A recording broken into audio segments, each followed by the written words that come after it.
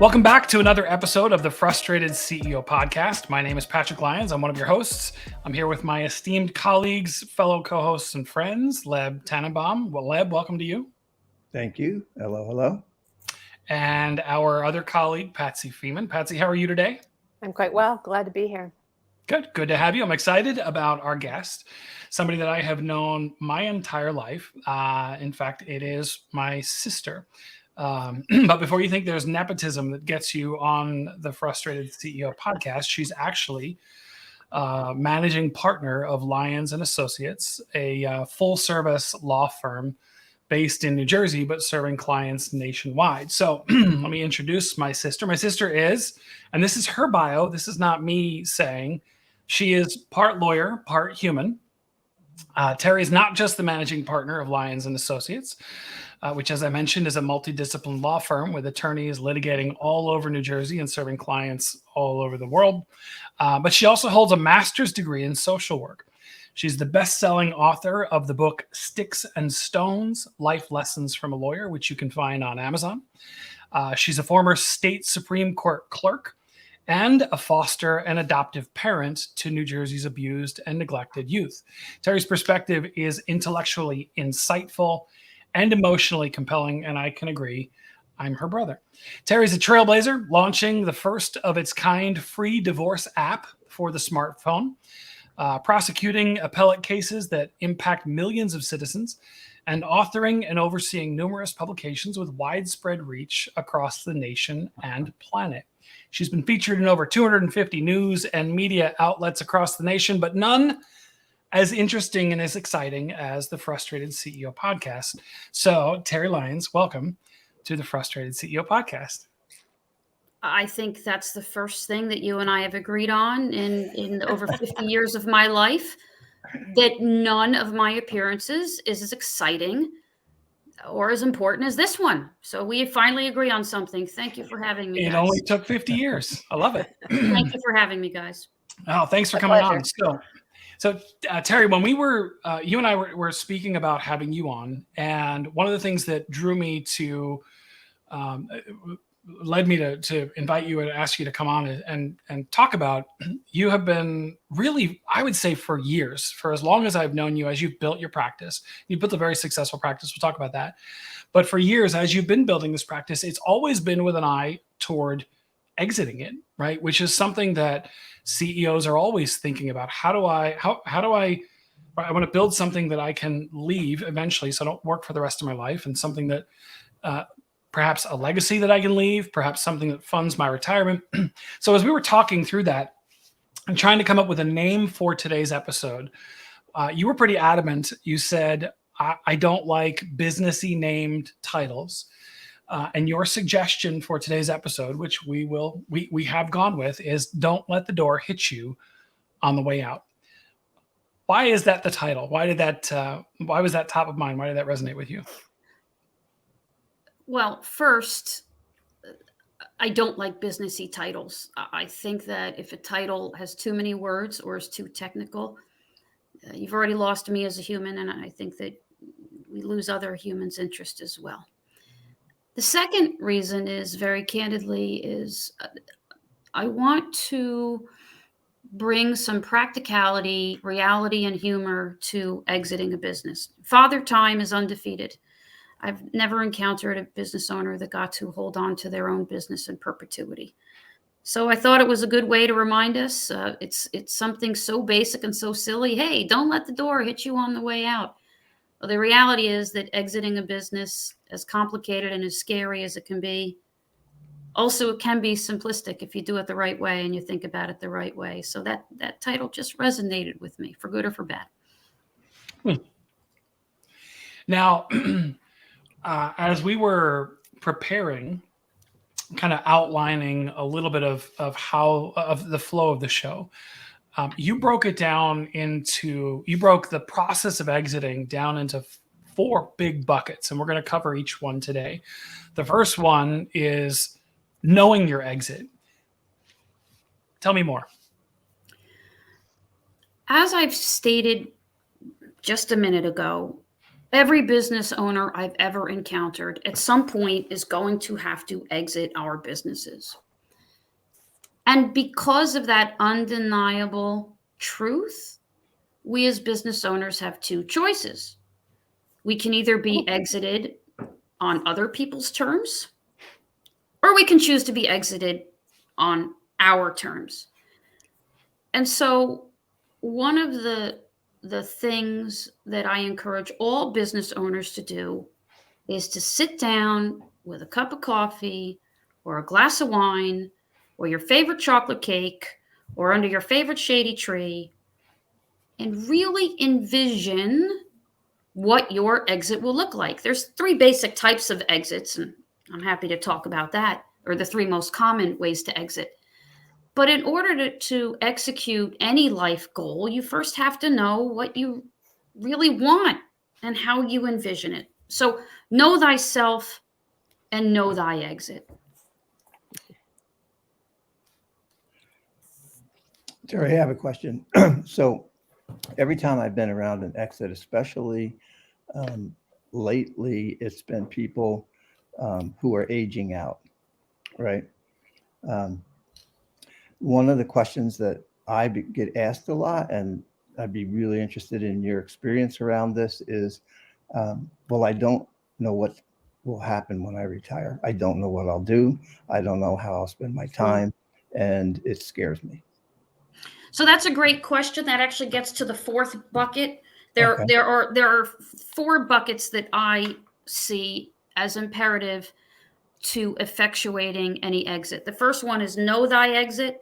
The second is measure thy exit.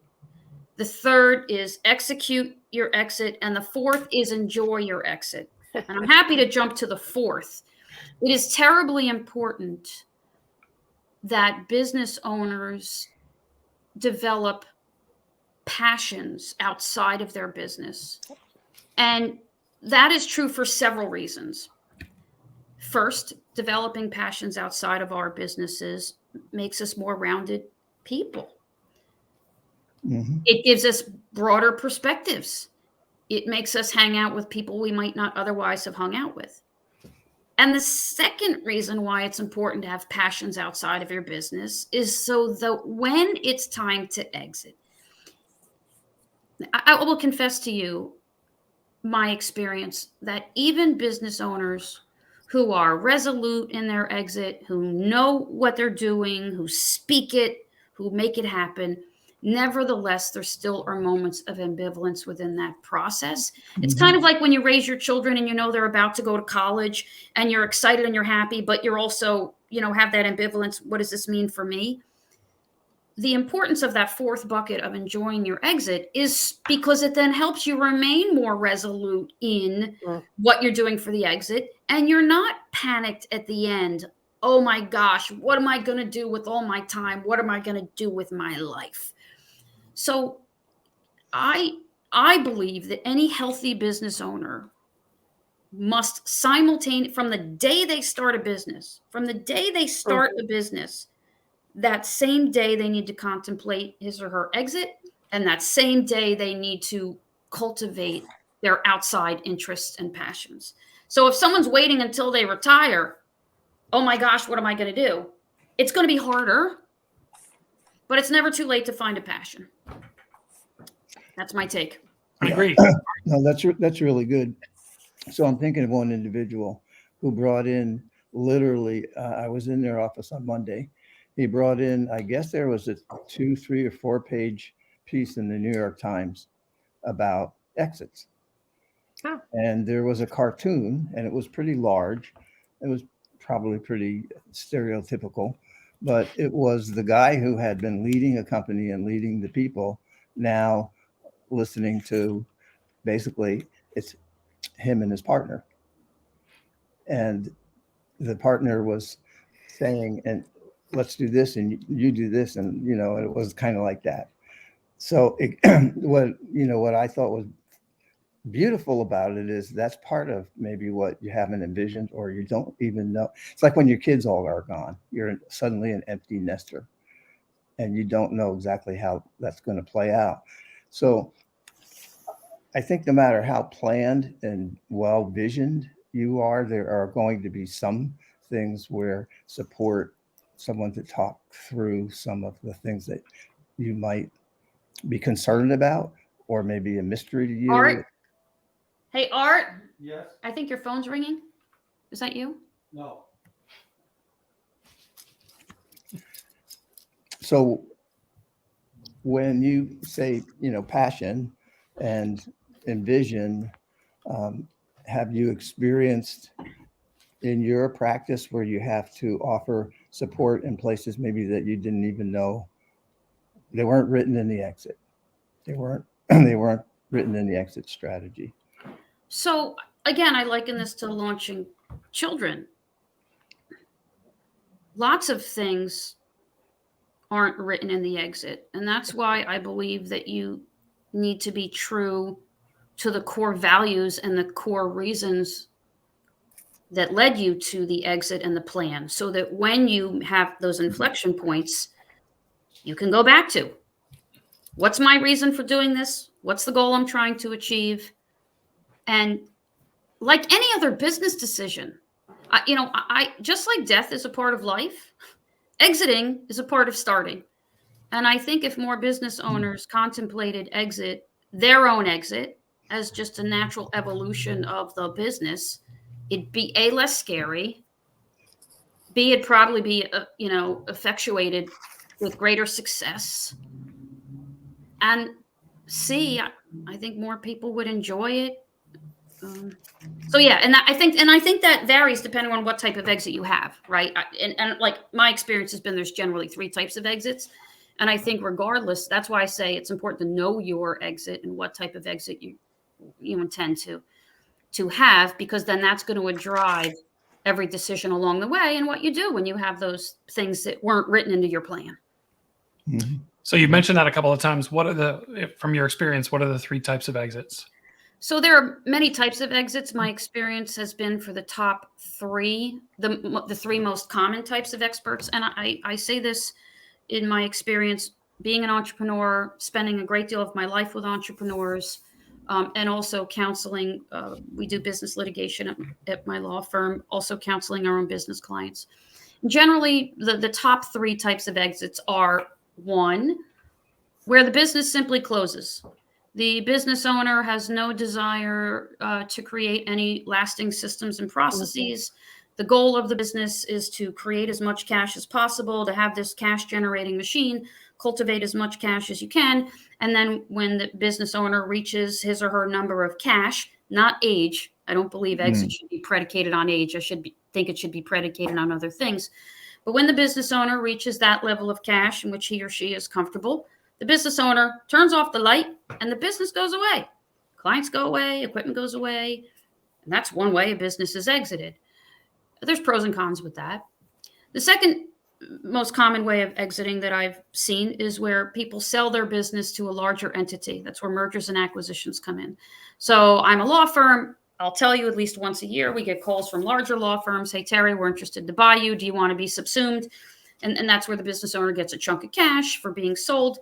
And then they might spend anywhere from 1 to 5 years, depending upon the buy-in terms, being a cog in the wheel of the larger organization to help with that transition. And then the business that you've started has gone away or now become a piece or an integral organ of a larger body.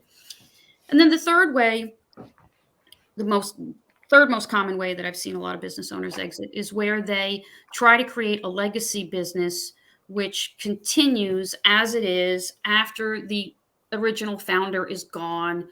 And that usually involves selling to other equity partners or other equity owners that come in order to continue that entity. After the owner retires or dies, the business continues on its own with other people at the helm.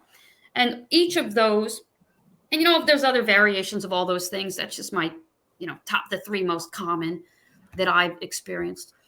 And depending upon what exit you define, how you measure the success of that exit is very different, right? So it's important that you sit down. And there are some people that say, I am not interested in building a legacy business. I don't care about that.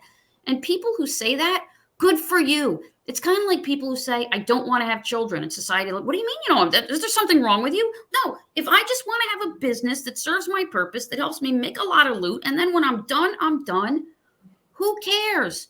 Let them be. That's their business, right? And so but the strategy of that type of business is very different than the strategies you implement if you're trying to create a legacy organization that continues past the business owner's professional life. So really, you have to know your exit, know what feels right in the depths of your soul space before you can do anything to measure it or execute it or enjoy it. That's really good. I would probably add a fourth, which is where Patrick and Patsy and myself sometimes get into real messy situations, is generational handoff. Well, I think the generational handoff is an iteration of the third type, where someone other than the founder is going to be handling it. Yeah. Okay. And I'd be curious to see. This sounds very intentional and planned, kind of. And what percentage of businesses even kind of ask this question as they're starting a business? Not enough. Yeah. So a fairly small percentage. Yeah.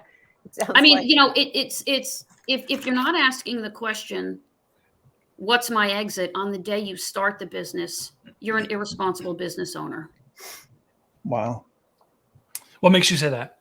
Yeah, that's a big statement.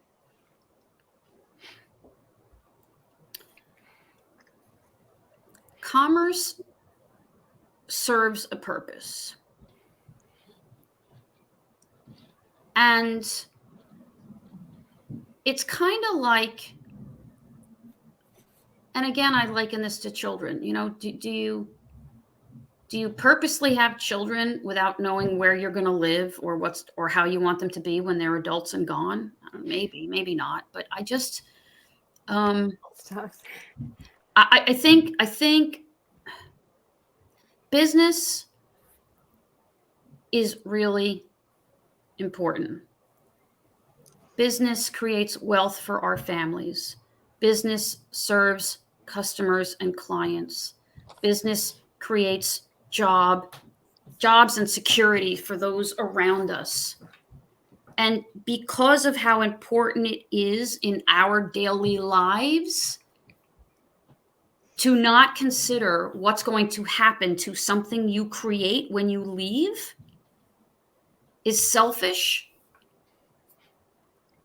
and dangerous, I believe. I really, and probably, when you talk about the succession planning, Leb, it's really messy. Maybe it's messy because they should have thought about it 20 years ago and they should have had those harder conversations. And we owe it to ourselves as business owners to be honest with ourselves. Can our kids really do this, right? Strategy has to drive ops, not the other way around. Not to have a kid that needs a job. If I really, I believe that. I believe that any business owner who does not think of the exit the day he or she starts their business is selfish, dangerous, and foolish. Go ahead, Patsy. No, well, you were just starting to talk about, or one example of the consequences of not doing that on day one. And one is that when we do go to exit, it's really messy, especially if it's a family-owned business. What are some of the other consequences? What are the other things that it's costing business owners by not doing this on day one when they open their business? I think it causes business owners anxiety and discontent. And as business owners, we have enough anxiety and discontent as it is. It's not like, we need to find places for anxiety and discontent. It's going to find us as business owners anyway. And so we have an obligation as business owners to control those areas that we can, to preserve as much of our emotional, intellectual, and creative energies to address that which we cannot control. So I think because another danger of not doing that is the intellectual and emotional drag on the owner, I think it also holds the business back from being as successful as it could be, right? If I haven't made a decision on day one, whether I'm just going to pump this for cash and then turn off the lights, or I'm going to sell it to someone else, I'm not going to be able to effectuate either one of those plans. So I think businesses are less profitable when they don't know what their exit are. I think they're less purposeful. I think there is angst. I think I could spend, hours talking about what I think the dangers are of not planning your exit the day you get in. By the way, this is just one entrepreneur's perspective. Please don't think in any way that I'm trying to command how the rest of the world works. I'm just telling you the way I see it. Oh, you've been telling me my whole life what to do. Well, you need it more than Oh, that's fair. That is fair. So for me, the takeaway from that part of the conversation, and thank you, really insightful. The takeaway for me from that part was it's a missed opportunity. If I don't know what my exit is, then I'm not going to be intentional about building the kind of business that I can exit whichever way I've chosen. Right. So like if I don't have a plan, I'm still gonna go through every day. I'm still going to run a business, but it's kind of like, I think about it, there's like parallel to culture, right? Organizations that aren't intentional about their culture still have one. It's just a culture by default instead of a culture by design or a culture by intent. And so it's kind of the same thing. If you're not intentional about how you're going to exit your business, you'll still have a business, but it may not be the one that provides you the exit you're looking for. And that's that discontent and missed opportunity that happens at the end. And let me also say this. Most people start their own business because something drives them that they want to be in control of their own life and their own destiny. Mm-hmm. Well, if you're not grabbing this major decision by the horns on day one, then I'm sorry, honey, you ain't in control of your destiny and your life. You might think you are. Yeah, I have my own business, but your business is running you and not vice versa. Mm-hmm. All right, so yeah. I'm sorry, Leb, am I scaring you here, Leb? No. So this is kind of knowing your exit. We're in that one of the. That's the first bucket, yes. One of the three, basically. 4. One of 4. Well, yes. Yeah. I kind of added this generational piece in there, but it's also in 3. Yeah, knowing your exit. Yes, knowing your exit. Yes. Yeah. So I have been consulting for 34. This is my 34th year. Congratulations. And it's ups and downs. A great recession and a pandemic and all of those kinds of things. But I honestly am sitting here thinking, I have never talked to, even in strategic planning, I've talked about exits, but I've never talked to anyone who said, oh, I knew my exit from day one. So I'm wondering how rare it is in your experience. It must be present enough that you created 3 buckets. But I'm sitting here thinking, dang, I haven't even necessarily even asked that question at times of people. Like, where do you want to go? What do you want to do? When are you going to exit? What are you going to do when you exit? What kind of an exit? So you're really kind of stimulating something for me that I'm realizing I often don't talk about that until later in the business life and later in the person's life. Well, I think there's a couple of reasons why we don't do that. One, because it's not sexy.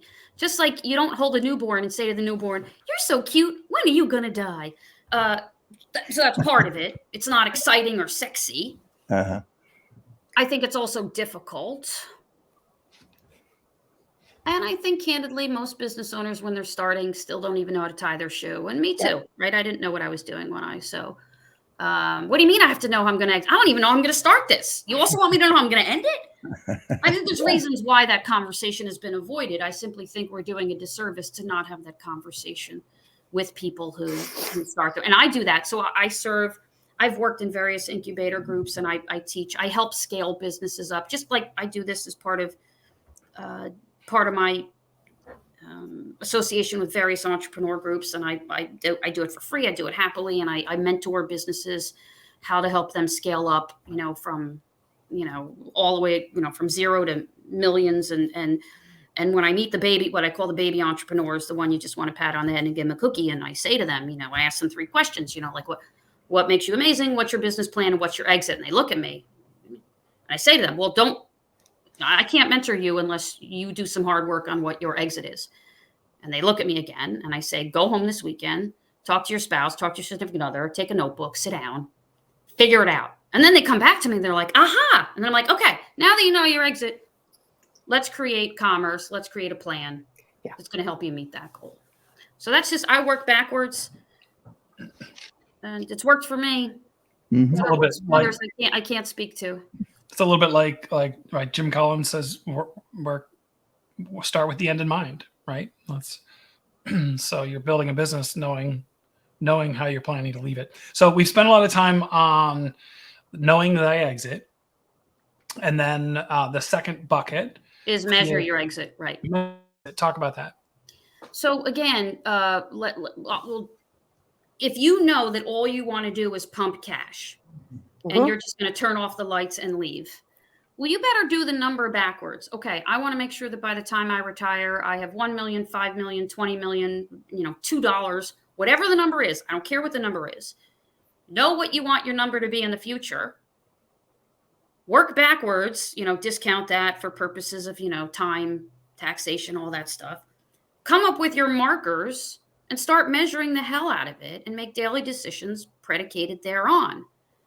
The same, for example, if you know that you want to sell your business, let's say that I want to sell my law firm. Another thing I've learned about entrepreneurs is many times we think our businesses are worth more than they really are. It's like people's homes, right? When the real estate agent shows up and they're like, oh, I'm going to get a great price. And the real estate agent walks around and says, no, you're not. You have this, this, this, this, and this. Why wait? If your exit is to sell your business, do research as to what makes a company valuable. So I can share my own personal experience. I own a law firm. We've got lots of lawyers. I'm the managing partner. And lots of people call and ask for me. Great. That makes me feel wonderful. With that said, the greater percentage of clients that come through the door seeking me, the lower the economic value of my company. Because if Terry Lyons is run over by a bus, the company has no value and all someone has purchased is a job. So people that own companies, they're like, oh yeah, I'm going to sell my company. Do you even know what makes a company valuable? For some companies, it's their data.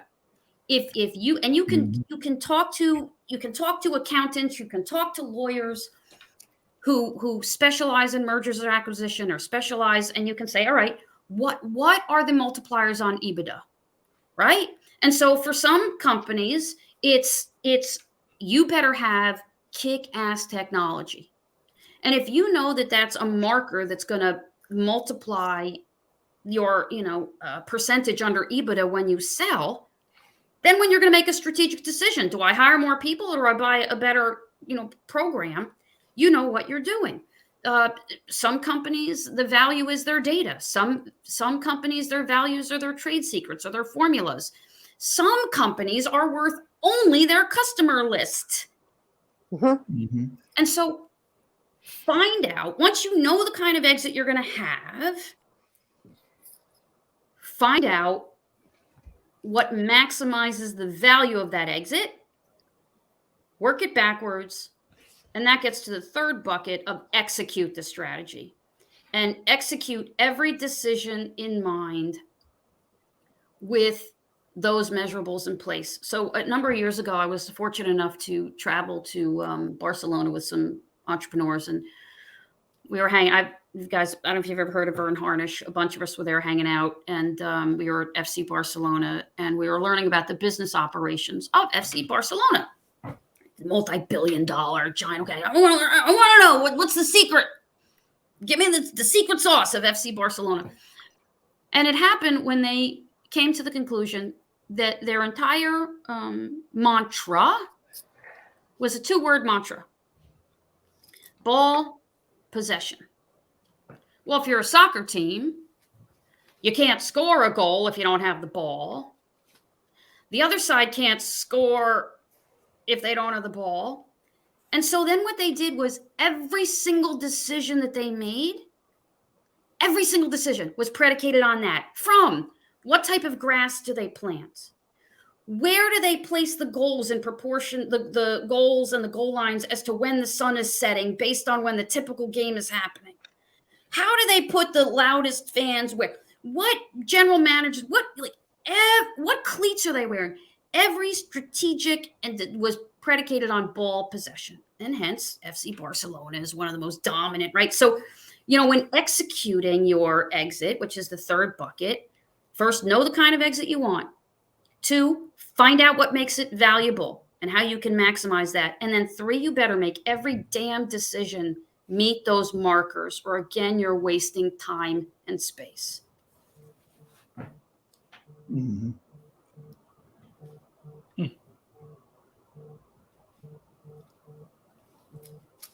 Wow. I'm sorry. I know I'm pontificating again. Please forgive me. No, it's good. It's good. It's really, yeah. It's not It's pontificating. You're being eye-opening. interviewed. That's the purpose of coming I on guess here. so. Yes. All right. Yeah. it's good. I'm a lawyer. We like words. We like to, pretend like we know things. So we followed and used Vern's scaling up materials for a while now. Yeah. And, there's a lot in there. So businesses may start with, let's say, a good product, and they're passionate, say, in conservation or the energy field. But what I hear you saying is, and they, so they may make a whole lot of money off of gasoline, but what Shell has done is buy patents. Because And- one day gasoline might go away. Yeah, and I was selling solar renewable stuff back in the early days, and Shell was buying all the patents. And why? Because someone there said, Right. when there's a changing of the guard, right? What are we doing because that's a legacy business, right? That's something that's going to continue beyond the current CEO. And so they're Right. very smart people there that are saying, what are we going to do when this CEO is gone? But that's what they want to do. But again, listen, I have a good friend of mine. She's a solo attorney, probably the smartest lawyer I know. And once a year I offer her a job and she always turns me down. It's a very embarrassing ritual. And her goal is to do nothing but have this practice, take only the clients she wants, not invest in systems and processes, collect as much cash as she can. And when she reaches her number, she's going to turn off the light and go sit somewhere on the Riviera with a glass of wine. Good for her. Know thyself, know thy exit, execute it, stick to it. And, I respect that business owner more than I respect someone who says they know what their exit is and they're not implementing it, right? I have no tolerance for people that are like, oh, I'm going to sell it one day. Well, what the hell does that mean? To whom, for how much, under what terms? That doesn't work. I have a question. Earlier you said, when you were talking about planning your exit, I kind of think of it as maybe I don't know if this falls under know they exit or measure they exit, but you were saying you don't plan your exit by your age. And you threw out whether it's a cash number. That's the only one I can think of, my limited perspective. Mm-hmm. What other, what are some of the other non-age Markers that you might be your bell to know it's time to hang it up? I want to run this business until I get this particular product off the ground. Mm-hmm. I want to run this business until I've changed the narrative. So I want to run this business, until this particular problem has been solved, and make it be a problem that don't pick like, I want to run this business till there's world peace. Like that's bullshit. Right. But like, by the way, I don't care what the definition is, right? I want to run this business until every kid in the state of Oregon gets a free cupcake because I've made so much money that I can just give them cupcakes. Like that might be your marker. But I would. The difficulty is that too many entrepreneurs say, we always ask people, when do you want to retire? And people like pick an age. I don't know, 62, 65. No. How about at what achievement will you be satisfied and know it's time for you to move on? That's a different conversation than some arbitrary math, right? At what achievement, right? When will you know it's time to be done? And for some people, it's just the money. That's okay. That's great. Good for them. They've earned it. I don't have a problem with that. For some people, it's launching a product. For some people, it's mentoring someone else to get off the ground. For someone else, it's until my children. When I know that my children can run a meeting and I don't have to be there, right? If I'm doing legacy succession with children, I will know that it's time for me to leave when I can be away from the business for 6 months and my children can handle, can talk to the accountant, the lawyers, all payroll is met, and corporate savings increases. Right. Okay. Now we're talking, right? So at what achievement is it time for me to move on? It's good. Not how old. Yeah. Good. I like that. Mm-hmm. So you shifted then into beginning to execute your exit. You've thought it through. You know which one you're looking for. You've made the decisions. You've set the markers. They're more achievement-based, not age-driven. Now you start executing. Talk a little bit about that. What is that bucket? And then I'd like to hear, keep in mind, we've got listeners who are entrepreneurs, CEOs, whether they own the company or they're CEOs in somebody else's company. What are some of the things that you did that might trigger a thought for a CEO who's thinking about his or her exit that they can begin doing to make that exit a little smoother and maybe even a little sooner? I think the most important bucket, if we have these 4 buckets, right? Know your exit, measure it, execute it, and enjoy it. I cannot overstate. I think it's appropriate that we spent the most amount of time talking about the first bucket. You have to go back to your core values and your core vision. So if I was an entrepreneur today and I wanted to get started on my exit right away, I would take a walk to the nearest drugstore, get the ugliest notebook you can get. I'll actually show you. Hold on. It's pretty funny. I don't think there's any shortage of ugly notebooks out there. I just hope it doesn't that's have my pretty picture ugly. on it. Yes. Okay, good. Okay. And do the hard work and ask yourself, what achievement, do I have to meet to exit? And what kind of exit do I envision? And think about that. Talk to yourself. If you have, if you believe in a higher power, talk to the higher power, if you're spiritual in that. I would say talk to your friends and your family and your spouse, the people that know you the most. Hey, I really think when I exit, I want to, build something that has, like 30 people and I can pass on. What do you think about that? And your spouse is like, you hate people? You like being a loner? Bounce that, right? Really work hard on that. That's the first step. Know it, write it down, and then speak it into existence. I think the best advice, when I was publishing my book, and most people that publish books, they have, everyone talks about writer's block. And it usually happens when you're close to the end and you're about to put this book out there, and it's anxiety based, right? It's like, oh my God, are people going to like it? Da, da, da, da. And I met this author and she gave me a great piece of advice. She's like, announce the date of your publication. I'm like, but it's not done yet. She's like, oh, you have to speak it into existence. And every time you meet people, instead of saying, oh, I'm writing a book about, you don't say that. You say, I'm writing a book that's going to be published on blank. Then you got to do it because everyone is then asking you, hey, isn't that coming up? So I really do the hard work on the exit and then write it down, talk about it, share it with others, what you're doing, because they'll hold you accountable as well.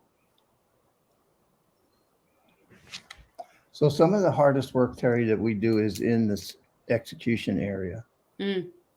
And, you know, I love what you're saying, and, you know, the world does what it does. So I'm thinking of, you know, 2008, 2009, and maybe I'm on track and I've been executing and it looks like I'm really, you know, going to do this, you know, I'm going to walk away from this business on the date that I announced.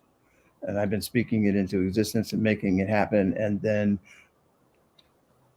the Great Recession happened, or more recently, working with organizations that have truly, honestly done very hard work through the pandemic and are just starting to come back out in, you know, maybe quote unquote good shape. Does the timeline matter at all in what we're talking about? Does the things that are out of your control, the shifts in technology, the things that can throw this whole thing kind of, do you have to, I guess one of my questions is, do you ever, in what you're talking about, pause and ask people to review or maybe tweak their exit strategy in phase one, knowing what it is? I have two responses to that. My first one is a good exit from day one should envision, okay, if my exit is 10 years from now, have you factored in an economic crisis? Because they happen right? Or my exit is 30 years from now. Have you factored in what the new technologies will be? Have you factored in a major business disruption? Right? If you look at the history of humanity, there are cycles of commerce. There's a really interesting stat that came out that every time there's a war or a global conflict, there's data on what happens to the stock market when it goes back up, right? So from the very beginning, have the conversations as part of the exit. Okay, say you want to exit this. Within that, you know, your achievement is going to be this. What are the likely barriers you're going to face, and what are the likely calamities that you're going to face? So that's my first response.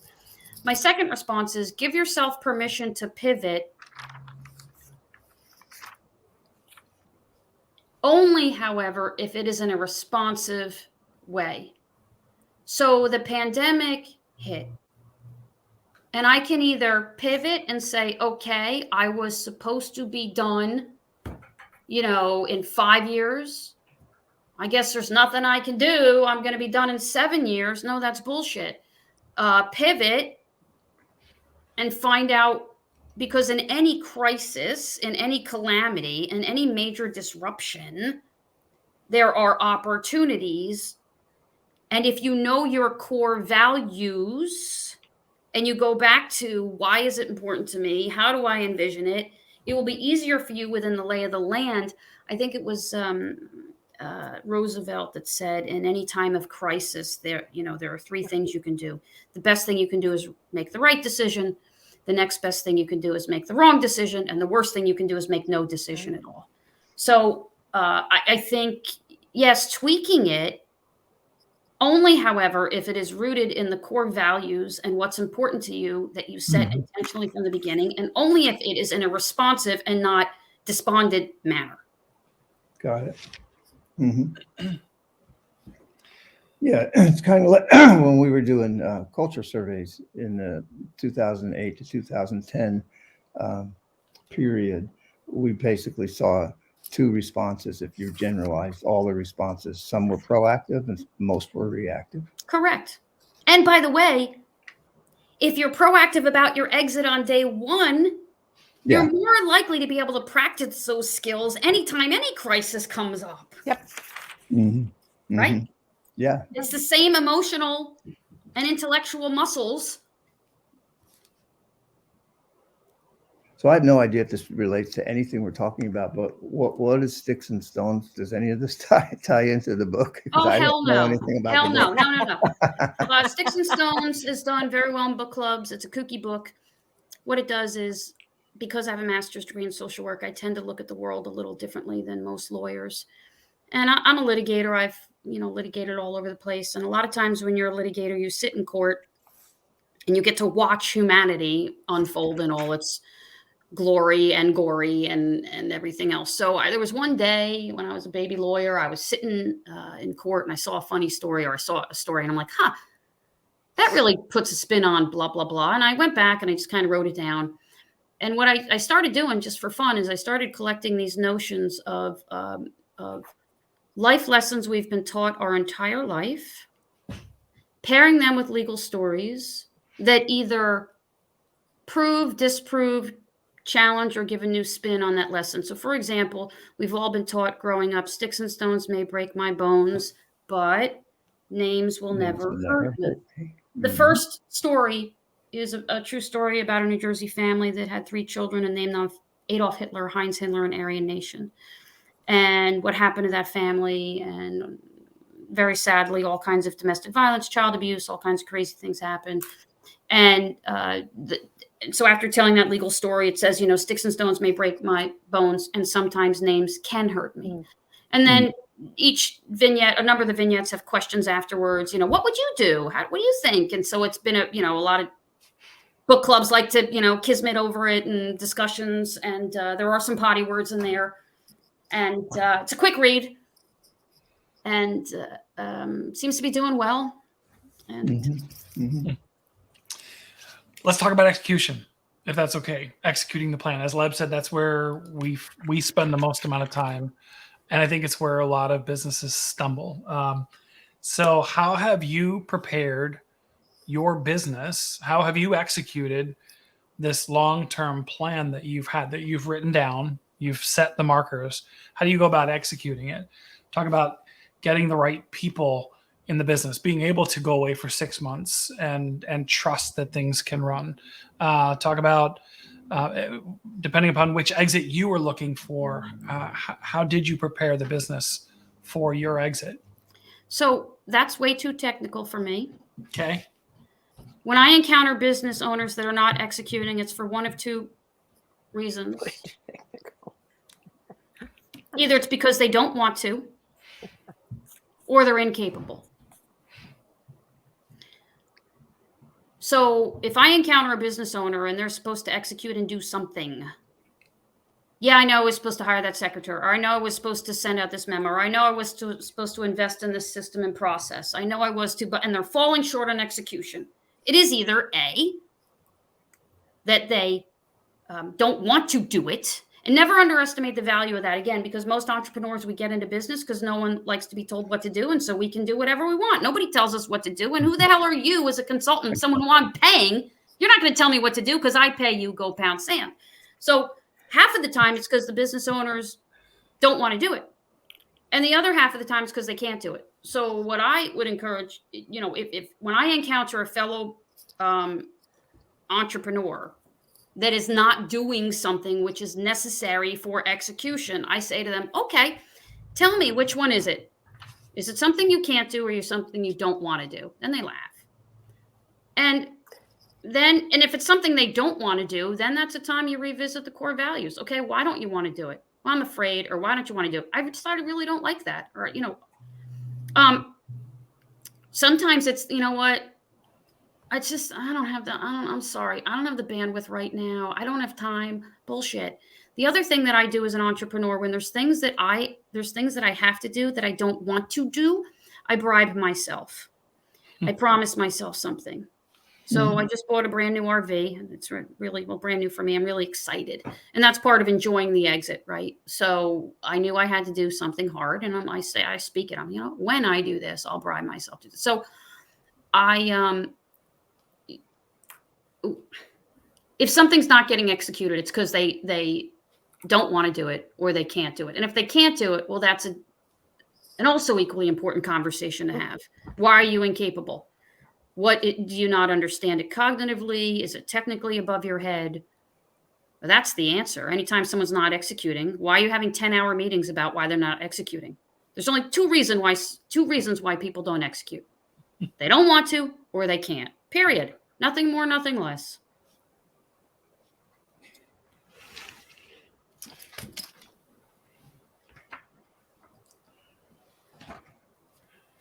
How is it working in your business?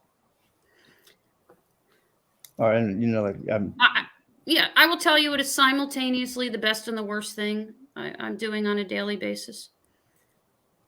It is terribly scary to turn over something that you've built. You've put everything into, the bucket that I've chosen, just to experience share.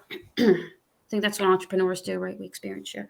The bucket that I've chosen is to try to leave a legacy. I'm trying to build a law firm that has, 50 lawyers with a national reputation, of which I own only 1%. That's how I know that I will have achieved the goal. I'm hoping to achieve that before I reach my mid-60s. And it has been simultaneously scary and horrific and exhilarating, right? mhm. And any entrepreneur that doesn't admit both of the sides of those coins is not being candid. Yeah. But again, I can do it on my terms or have it be done to me. Mhm. Mhm. But that gets to be quite a swing, right? Simultaneously exhilarating and horrific. Basically, How do you find for yourself that you start to navigate or balance? No, I'm not even going to use the word. How do you navigate those two, which can be very extremes, all happening at the same time? I go back to my core values. Why am I doing this? I drink cheap white wine. I tell bad jokes. I take long walks. And I've had to come to the realization that a lot of people out there are just as smart, if not smarter than I am. And who the hell am I narcissistically to presume that they can't run it better than I? Chocolate helps too. Terry, one thing I know about you that was not in your bio is you have pretty amazing nieces and nephews. Mm. I have to say that because they're my kids. And that was a lead in to this. My kids, for our listeners, my kids love watching your social media. They enjoy the silliness. They enjoy the different things that you have done. Which anybody can go. They can find you. Later on, we'll kind of let our listeners know how they can get in touch with you. But talk about how you have used social media, how you're getting involved in the metaverse.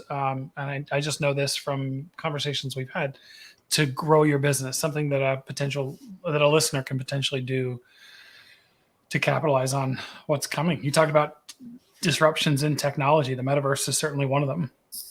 It sure is. The metaverse ain't going away, just like the internet didn't go away. And I would encourage, again, let me say this. It also depends upon what kind of exit you want, right? Because I'm building a legacy business, I have to worry about identifying new markets. Yep. If you're not building a legacy business, then you don't have to worry about identifying new markets because all you're doing is pumping it for cash and you really don't care. So for those of my colleagues who do care about building a legacy business, just like Shell was buying up all the patents, it's very important that you pay attention to human data and statistical data, and particularly data that governs human behavior. So the average human spends 29% of his or her waking life on their cell phone. I hate the internet. I hate it. I hate social media. I think it debases the human language. I think it undercuts human connection. That said, because humans spend 29% of their waking life on this device, any business that does not spend 29% of its resources in this realm is at a disconnect with its client space, right? So the reason why Shell was buying up all these patents is because they were looking at human behavior and they were looking at what are people thinking, and 20 years from now, 50 years from now, will fossil fuels still be? And so they were hedging their bets with these patents. So again, oh, wow, Terry, you're so smart. You got into the metaverse. No, I sat back again with a cup of coffee or a glass of wine and I paid attention to human data. get human data. And then, so, I knew the recession was coming before COVID. I knew nothing about COVID. I did not predict it. I could not predict it. Right. But I knew in the fall of 2019 that a recession was coming. And I was preparing my team for that happening. And I knew that in my gut based on two things that were behaviorally based. The first one had to do with big business and whatever else people who love Donald Trump hate Donald Trump. The tax bill that he was able to get through with Congress, one of the things that they were looking to achieve was repatriating money from larger corporations that have those monies overseas, and they wanted that money repatriated into the United States. And I'd seen some data that said that was very effective and what percentage had already been repatriated, and I saw that the percentage of what had been repatriated was dwindling lower, and lower. So I thought to myself, less capital flowing into the stock market. Okay. And the second piece of data that I saw was there was a spike in the summer of 2019 of consumers that were defaulting on their car loans. And I sit back and I'm like, most people, what do they pay first? Their house and their car. Mm-hmm. If there's a spike in people defaulting on their car loans, something's happening. So I went to my staff. I'm like, I'm telling you, a recession is coming. They thought it was crazy. We cut expenses across the board. I cut my own personal salary by 25%. We started hoarding cash. And then when COVID came, people were like, Terry, you're a genius. I'm like, I didn't predict the pandemic. No. But so again, the metaverse is just a function of paying attention to data. When Facebook starts investing in the metaverse, you better get there. So, identifying new markets is understanding human behavior and getting ahead of it. It's not, you don't have to be a technical genius. You don't have to be just pay attention to human behavior. It's out there. Talk about the change in in families. So talk about the change. There's a conversation again you and I have had. Just how the American family has changed over the years and why that would be important to why that would be important to a CEO. You can get census data. And I think it's critical for B2C businesses, business to consumer. But it's probably also, I think, important for B2B businesses to know this as well. It's funny, if you look at TV commercials from like the 1980s and you look at TV commercials now, it's reflected. You can even see the difference in diversity and makeup of the families, everything. If you want to know what's going on in the American family, just look to the top 10 most popular television shows. But there's been substantial changes in the rates of marriage, in the rates of children, in the rates of lifespan, in the where people are living, how they're living, where they're putting their wealth, what experiences they value, and then mirror one's workforce and goods and services to that data, right? So, for example, in my personal life, my job, not my entrepreneurship, my job, I'm a divorce lawyer. Yay. Okay.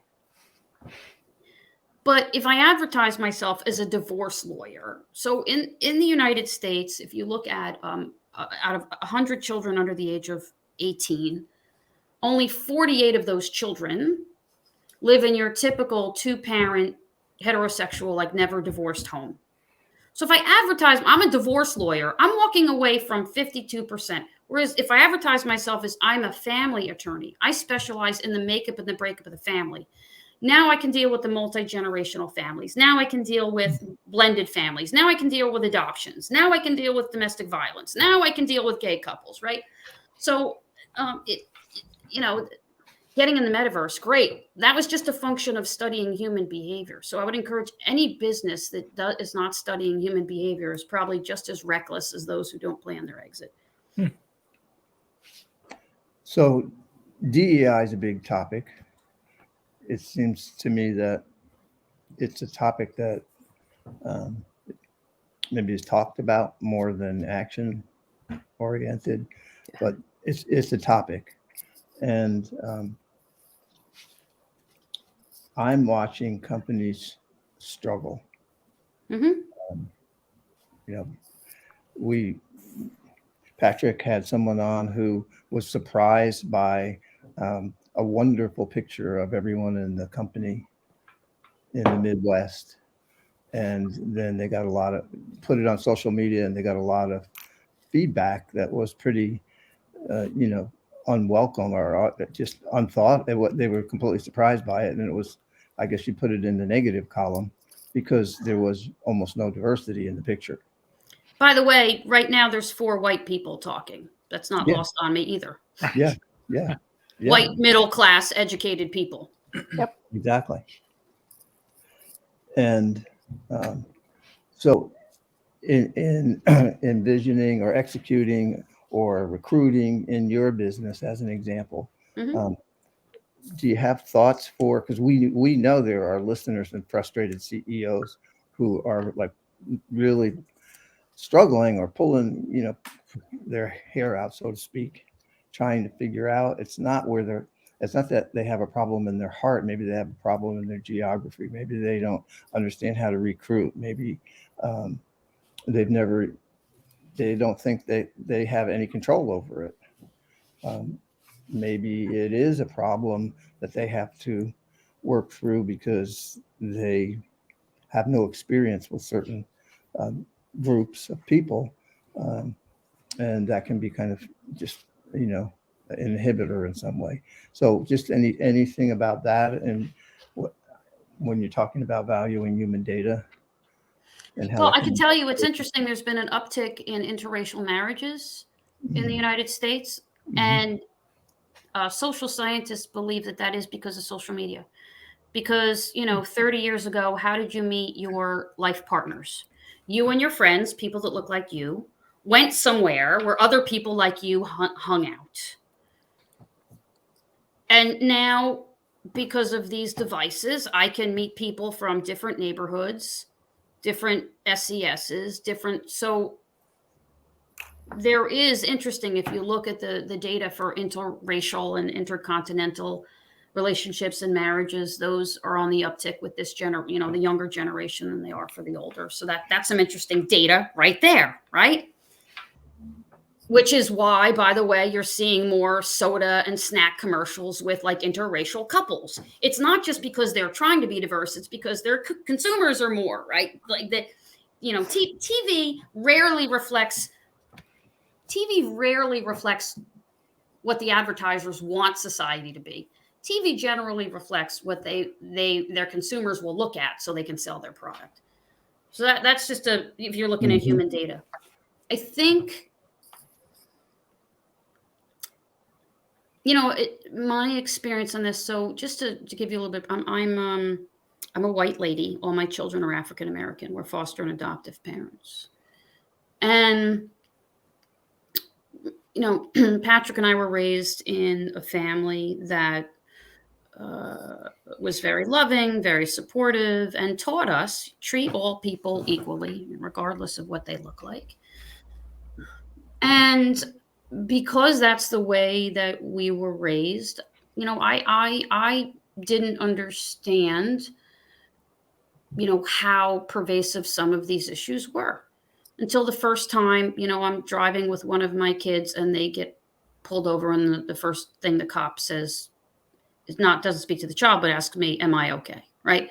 And I wouldn't have seen that. I wouldn't have experienced that if I wasn't with them. So the first thing I would encourage entrepreneurs to do is, if you're a white entrepreneur and you want to get better at diversity, go to the Black Business Chamber meeting. Be the only white person in the room for a change. Because lots of brown people have had to do that for a while. If you're having trouble recruiting, there's something about your culture. I'm a member of the gay and lesbian community. And I remember when I was a baby lawyer, I worked at a big firm, and great firm, good people, smart people, ethical people. And there were 800 lawyers there. And at the time, I asked them, I said, well, what are you guys doing for diversity? And, what kind of benefits do you have? And I remember one of the hiring partners said to me, Terry, you're not the only gay person here. And I said, well, that begs the question. If this is a law firm of 800 people and I've been here for a year and I'm not the only gay person here, what does it say about the culture of this environment that those people don't feel comfortable to be out and talk about it? Right. So sometimes the reason why diversity isn't coming is not because I don't believe that the average company is malicious. I don't believe that the average company is nefarious. I do, however, believe that the average company is less than welcoming, not because it's purposeful, but because it has never been in a place and space where it has had to be the minority. So if you had to ask me, how does the CEO encourage diversity? Go to the Black Business Chamber meeting. Say, I just want to come and hang out with you guys. Right? That's the first step. You can't attract that which you don't understand, cannot empathize with, and do not socialize with. Mm-hmm. Mm-hmm. That's good. Mm-hmm. That's great.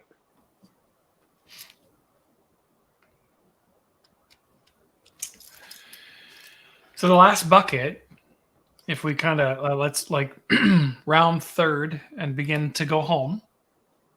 The last bucket is enjoy your exit, and then, as you know, you've been prepped for this. We end every episode with the let's get practical. Before we transition to that, what does enjoying your exit look like? What do you think? You mentioned you just kind of breezed through it. You just bought an RV. I love this RV. I'm so excited. I know. I'm assuming I'll see it at some point in time outside my house, even though we live on opposite coasts. I'm going to use your free electricity and water all day. Excellent. What are your passions? What have you been working towards all these years as you've been preparing for your exit? So the first thing I've been doing is I love my RV. I'm really excited about that. The other thing I've been doing is, at this point, I'm a lawyer. I have less than 5 clients. I spend all day, every day being the visionary, and I get to travel around the world and meet interesting people and have interesting conversations. That's my passion. I'm flying to Atlanta next week, the week after. I was asked to speak at the National Association of Professional Financial Advisors. They want me to come talk about some stuff. I'm looking forward to meeting those interesting people. So my passion is encountering, being with, speaking with, listening to, learning from interesting, passionate people. And the more I exit my business, the more time and space I have for that. Well, then you're obviously going to spend a lot of time with me. I don't think you heard what I said. Now, some people, by the way, their passion is gardening. When I retire, I'm going to buy a farm and I'm going to garden all day. Good for you, right? Some people, it's like, I want to write a book. Some people, it's like, I want to travel. Some people, it's, I just want to go volunteer at a hospital and hold babies with cancer until they die. I don't know what your passion is, but find it and do it. That's great. Okay. Questions, Leb, Patsy, any? What else you got? My head's spinning. Yeah, mine okay, is so too. I'm sorry, find it. Lib. No, that's Good. it's great. I love it. Find it and do it. So we struggle with companies who don't know how to put language to their purpose, right? And so for CEOs who are out there listening and hearing what Terry just said, do you know what you'll enjoy? Do you know what you're passionate about outside of growing a business? Any tips you might have or anything to say there, but we know that a lot of organizations that we work with, they're like, purpose? That's kind of where we start from. And I was passionate about this it just happened. What all that? You can't, what you're saying is that's not the way to enjoy your exit. Correct. I don't blame business owners for not talking about what they're passionate about, because we as grownups, we are really bad when we talk to children. We say to children, what do you want to do when you grow up? I mean, all the language that we use to indoctrinate children is related to productivity. We don't ask children, what do you enjoy? What's your best part of your day? So I don't blame business owners for not getting good at asking those questions because they weren't necessarily asked of us. So the two pieces of advice I have for business owners, let's get practical. The first thing that you can do as a business owner is be asking yourself every day, what am I passionate about other than my business? And it can't just be, I love my business and nothing else. That's crap and that's not good. What am I passionate about? What do I like to do? That's the first thing that business owners should do. And the next thing that business owners should do is resolve themselves to every time they encounter a child, don't get caught in a room of people asking that child, what are they going to be or do when they grow up? Ask that child, what makes you special? What makes you happy? What was the best part of your day? Because then maybe the next generation of business owners will be better at it than we are. That's great. Beautiful. So we worked with folks in the transportation industry, and some of the most inspiring CEOs went to the front line and they asked the bus drivers those questions you were just asking. What makes you special? What do you enjoy about your day? And it brought tears to my eyes to see how people connected to those folks. Yeah. Yeah, that's really good advice. Yep. All right. So we've clearly transitioned into Let's Get Practical, which is great. I love when it's seamless. This is the part where we're recapping key themes, key points from our conversation today that you, the listener, can begin to implement today, tomorrow, to start making inroads in whatever the topic of the day is. And the topic today is you want to make sure that you don't let the door hit you in the butt when you ultimately walk out of your business. So Terry, you've thrown out a couple. Are there any others that you would consider to add based on things we talked about today, things that are important that a listener should take away from our conversation? Yes. If you want to plan your exit, go and buy an ugly notebook. Get yourself a cup of coffee, a bottle of wine, a chocolate cake, whatever you need to do, and sit down and do the hard work and think about how you want to exit. Think about it, write it down, and then make it happen. Love it.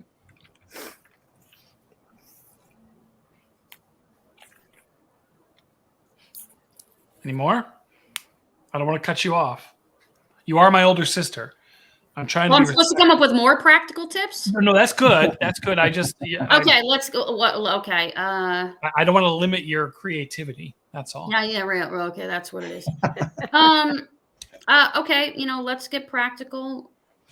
Find a passion outside of your business today. Don't wait for it. And don't be afraid to try different things. Oh, I might be interested in art. Go try to paint. If you don't like it, then try something else. But go get a passion today. Because you're denying yourself if you don't. What do you do if your passion is in a football team that is just a perennial loser year after year after year? Are you talking about our beloved New York Jets? I might be. So you know that there's 5 families that we've been tailgating with for the last 15, 20 years. Even one Thanksgiving, we were actually at the infamous butt fumble game with the Jets, and that happened to be Thanksgiving Day, and we blew off our biological families, and we call each other our football family. We actually had a sit-down dinner in the parking lot with 2 turkeys and candelabras and everything else. But our motto for the New York Jets when we tailgate is get as drunk as you want in the parking lot because there's nothing more sobering than the game itself. Yeah. I think the other 25 Jet fans in the world can relate. So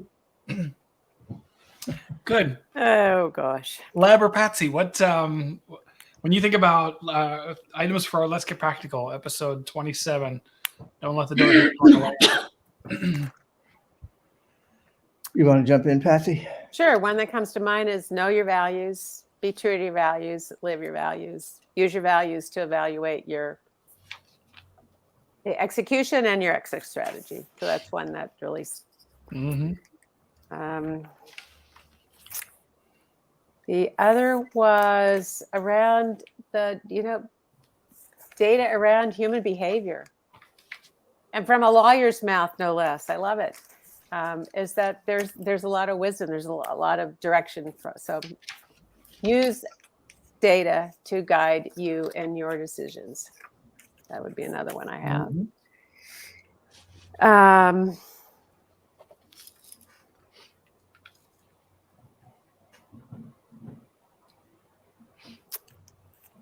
I don't know. Take it away, Leb. I've got several more, but let me find them. Okay. Well, when you're faced with barriers that seem wildly unexpected, give yourself the grace to pivot. And we certainly have worked with companies who just try to tighten up and forge their way through it. Maybe that's the way the Jets play football. I don't know, but Oh, he was there. so I mean, find out what multiples on the dollar actually increase the value of your business and are part of the way you execute and, you know, the things that you invest in, all of that kind of stuff. Actually know what that is, know what those are. I think, you know, Vern Harnish talks about profit X is one, and then there's, you know, multiple on EBITDA, whatever the case may be. I like the idea of getting the cheap notebook but asking those who really know you for some feedback. Like, you know, what do you mean you want to grow a people business when you don't like people, you know, whatever that might be. Have those, you know, have that circle of people that know you well. I would have never thought of this, but I took it down as let's get practical.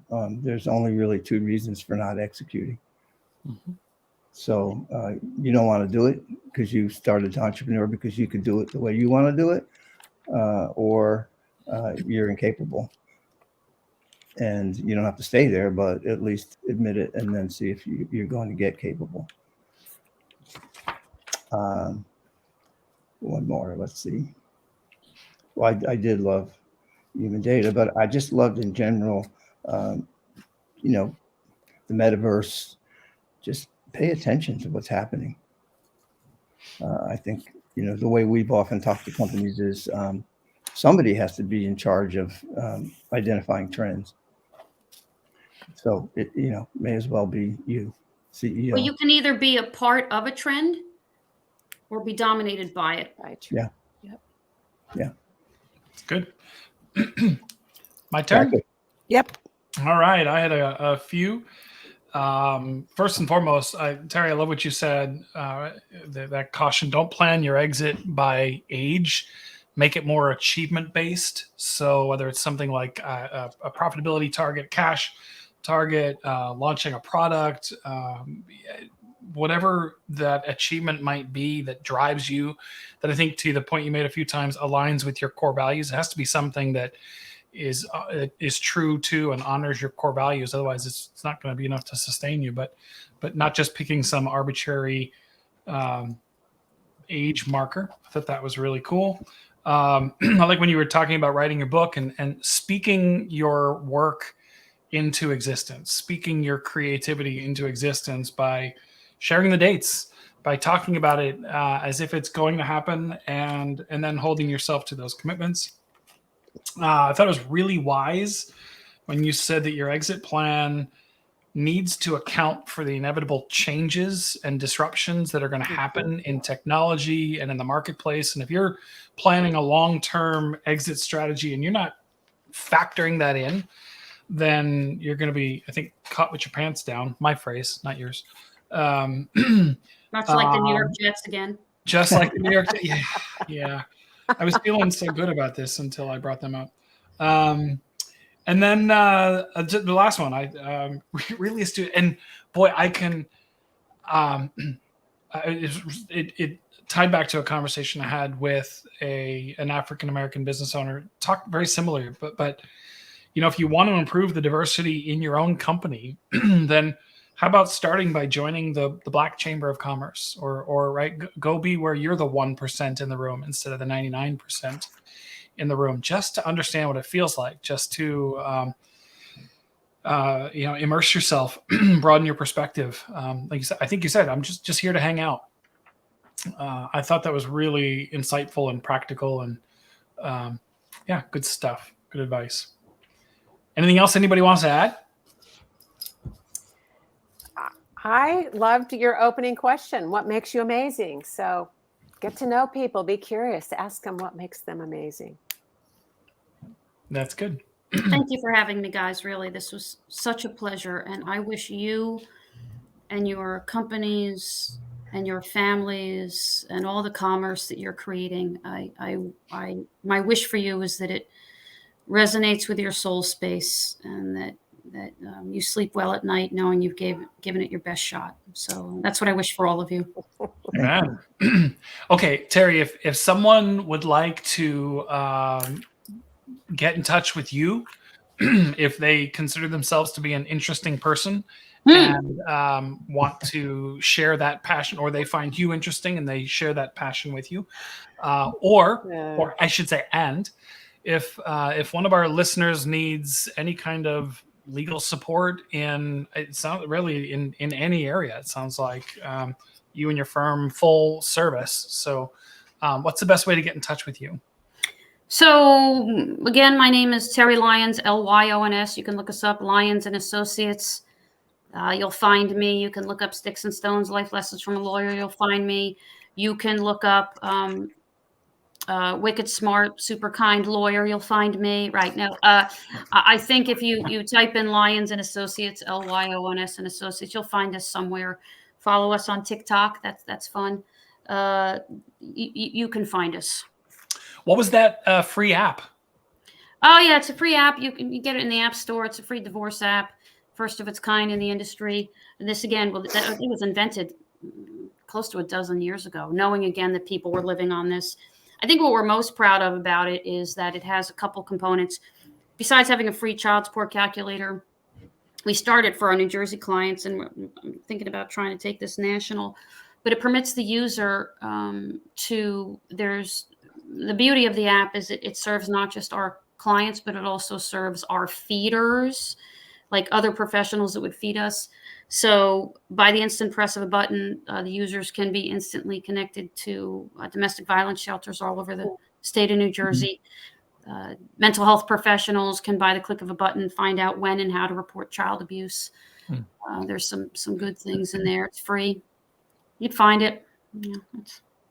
Look for us hard enough, you'll find us. Right. And you've already mentioned Sticks and Stones, Life Lessons from a Lawyer. Did I get that? That's right. Yeah. Something like that. Life Lessons from a Lawyer. You can find that on Amazon. Highly recommend. I've read it. It's a good book. My kids liked it as well. Terry Lyons, thank you so much for joining us on the Frustrated CEO podcast. It's been great to have you. Thank you for having me, guys. And really, I wish all of you Terry. nothing but good things. Yeah. Patsy, thank you so much. Great job today. A pleasure. Hey. Good. Yeah. And listener, finally, thank you for joining us for another episode of the Frustrated CEO podcast. You can find this episode's Let's Get Practical, as well as all of our prior episode Let's Get Practicals, directly on our website, thefrustratedceo.com. I think that's it for now. We will see you next time. Thanks so much.